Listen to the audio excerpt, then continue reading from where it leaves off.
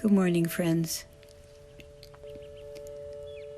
The last time we met, we started talking about non-dualism and about self-righteousness, which is that position of being able to stand very firm and justified in the judgment of another person,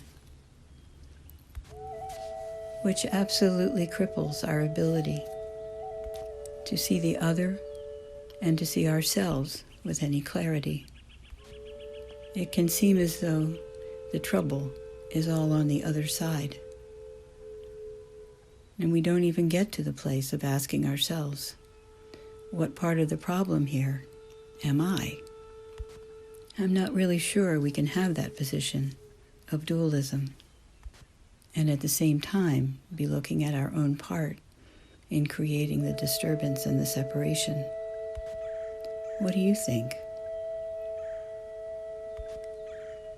Today I want to offer you a story from the Christian tradition where Jesus is able to clearly and gently reveal this hypocritical tendency in all of us to put blame elsewhere, sometimes of things of which we are guilty, and other times simply because we have powerful judgments rooted in our own minds and hearts that seem to belong to someone other than ourselves.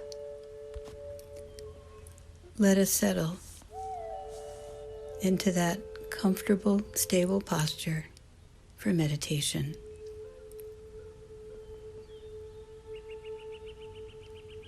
Seated in a comfortable way on a chair that supports you,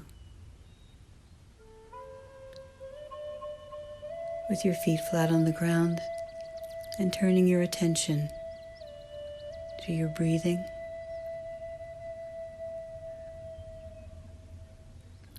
And as you breathe in, be aware of all the thoughts that may be circulating in your mind right now.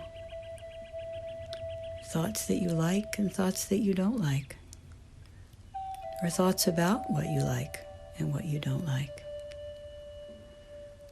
And on each out-breath, allow those thoughts to become dimmer and duller, and gradually, like the ripples on the top of the pond, spread out until they are more quiet.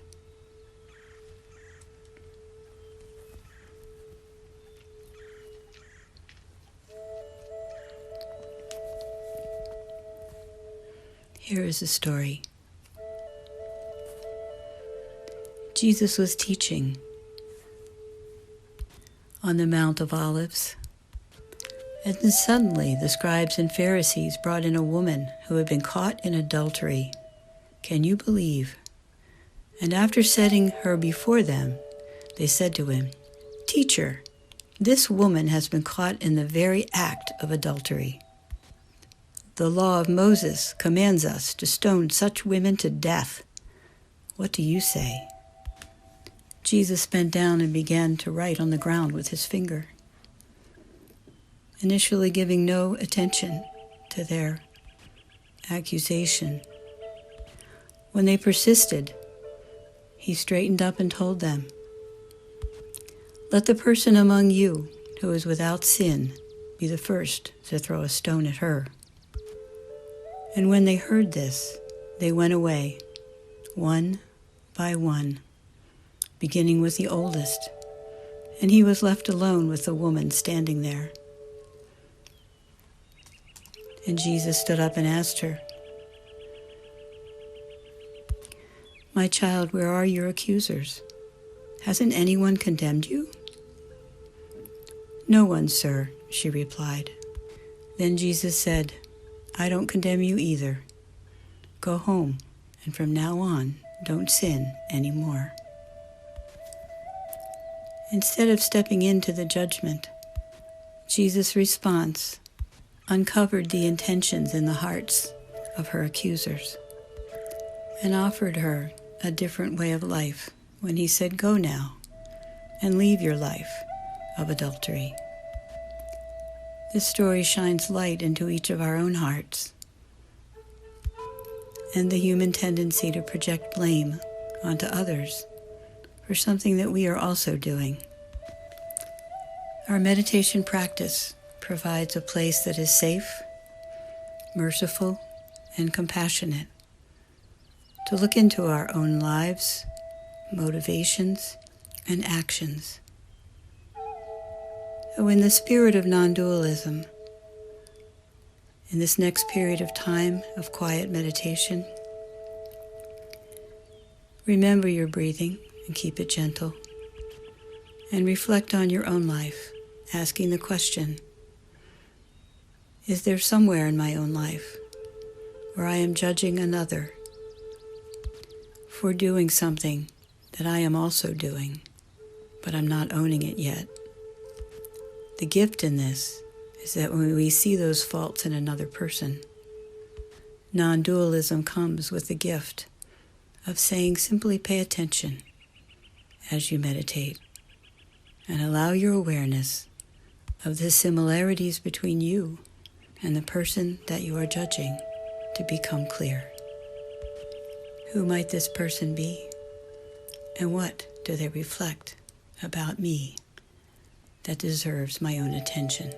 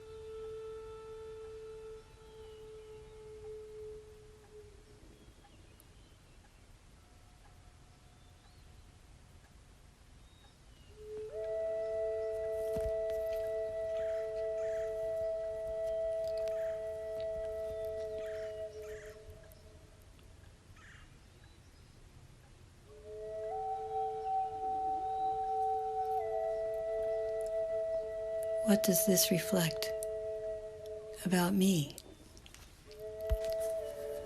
Allow your awareness to come with deep compassion for yourself and your own humanity.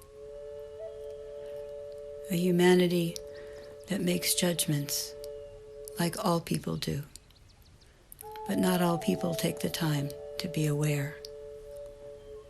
Be aware.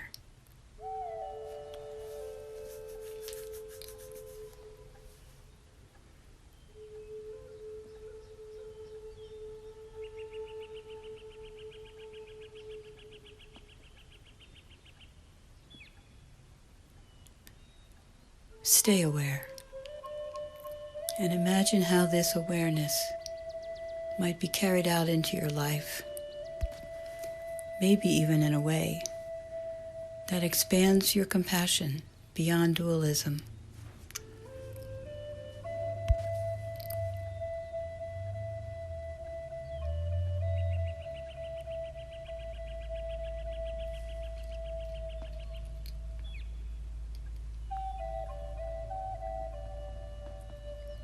Is there anywhere you might begin today to allow this to happen towards another person and within yourself?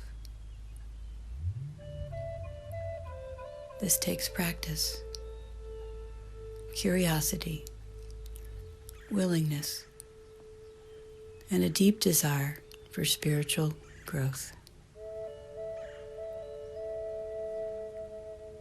You can do it.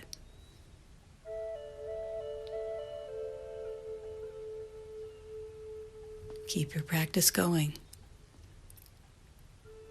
of meditation and curiosity.